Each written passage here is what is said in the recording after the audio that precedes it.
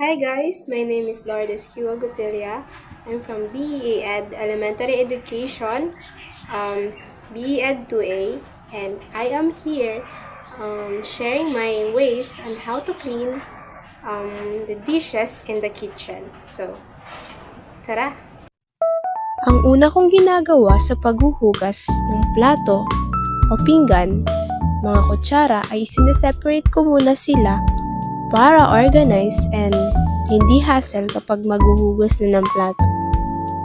And after that, nililinisan ko muna yung mga plato, kutsara, tinidor ng tubig para hindi na madumi kapag magsasabon na. And yeah, gaya ng ginagawa ko dyan, nilinisan ko yung lalagyanan. And ayun, makita nyo naman guys, sineparate ko na sila para organize, gaya ng sinabi ko kanina. So, ayun. Sa pagsasabon, gagamit ako ng dishwashing liquid at sponge. So guys, nakita nyo naman, simula na akong sabunin yung mga plato, kutsara, tinidor, at tupperware. So, kutsara talaga guys yung inuna ko. Yan.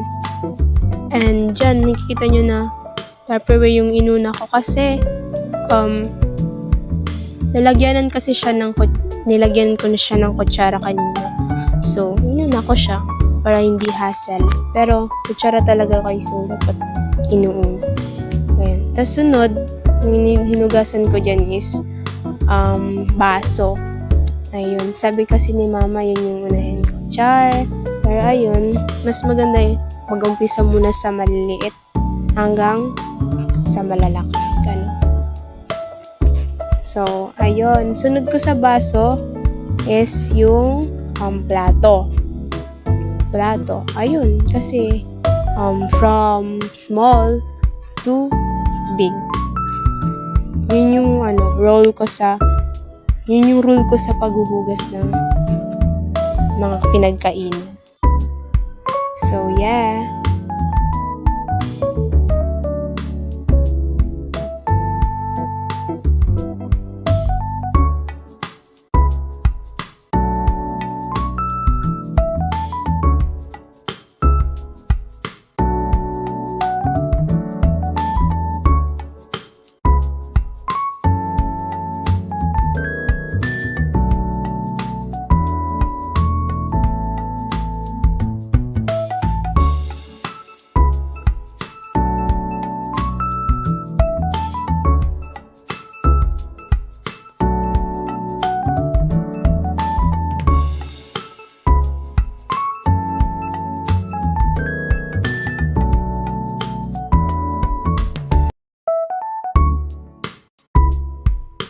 Dito is babalawan ko na yung mga sinabunan ko kanina.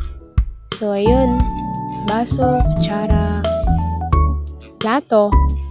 Ayun. Ayan. Yan. Sige lang. Wash. 3 times a day. Colgate pala yun. So, ayun. And then, nagsimula na ako balnawan yung mga plato, baso, kutsara, tinidor. Ayun, grabe si ante. Hirap na hirap. Naka-apron pa po yan, guys. Pero, ayan. Banlawan ng maigi yung mga hinugasan. Kasi, may mga mikrobyo pa yan. Kapag hindi nyo binanlawan ng maigi. Siyempre, sinabunan ng maigi. So, ayun. Patong-patong na. Go. Pero,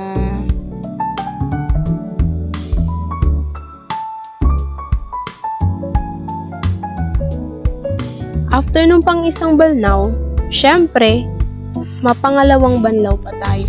Para maalis talaga yung mga mikrobyo. Tsaka yung mga, bakit yung hindi natanggal nung pangunang banlaw. Dito, kumuha ko ng pamunas para pangpunas sa mga plato, kutsara, baso, tinidor, kutsara, ganun.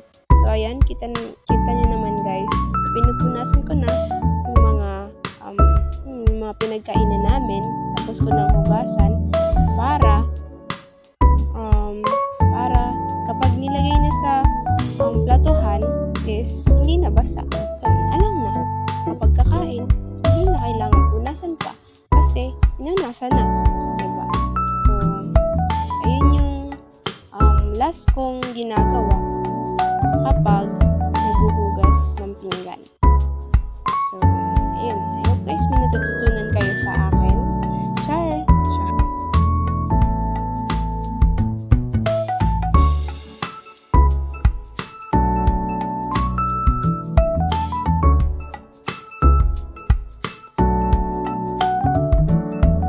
Pagkatapos kong pinunasan yung mga plato, is nilagay ko na siya sa platuhan.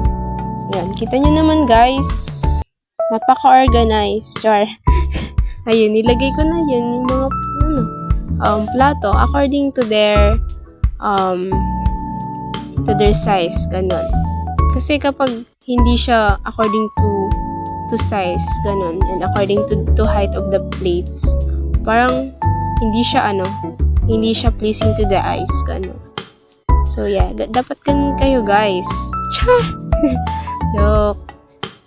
Pero ganun ako mag-separate ng mga plato. So dito naman is pinunasan ko naman yung mga kutsara tsaka yung Tupperware na natira. Ganun. So kita nyo naman guys, grabe yung pagpupunas ko. Grabe. Binuhos ko yung lahat. Lahat ng pighati, lahat ng hirap. Char. Ayun. Joke lang ako guys. Pero ayun. Yun, pinunasan ko siya ng maigi para yun, wala nang hindi na magtuturo pa sa hugasan, gano'n. So ayun, nilagay ko na siya sa separate na baso, and later yun, lalagyan ko siya ng sterilized na tubig, gano'n. So ayun, yung baso naman yung pinunasan ko. Inamoy-amoy ko pa guys. Yan, pinunasan ko na siya. Yan, same reason rin para hindi magtuturo pa sa yung mga tubig sa platuhan. Alang na siya. What I mean is, alang is dry. Ganun. Yeah, grabe. Punas na ng punas. Hanggang sa matapos ng to. Ayun. Dito naman, nilagay ko na yung baso sa platuhan namin. So, ayun. Kinamay ko na guys. Nagpunasan naman na siya. And nagugas naman ako ng kamay guys. Ayun. Linis naman yung kamay ko. Ayun. Tinakpan ko na. At iyan, nilagyan ko na siya ng mainit na tubig para ma-sterilize siya. Mawala yung mga bacteria. So, ayun. That is the final outcome after ko maghugas. Tingnan nyo naman guys. Napaka-organized. Char, may tumbang baso. Tara, iyan. Linis na. At ayun, yung mga Tupperwares, separate sila guys. And ito rin yung na-sterilize. So ayun guys, tapos na ako mag-demo sa inyo ng paghuhugas ng plato. Nakita nyo guys kung paano maghugas ng plato ang isang Lourdes Agotilia. Char! So guys, I hope guys may natutunan kayo guys sa video na ito. Ayun lang, paalam!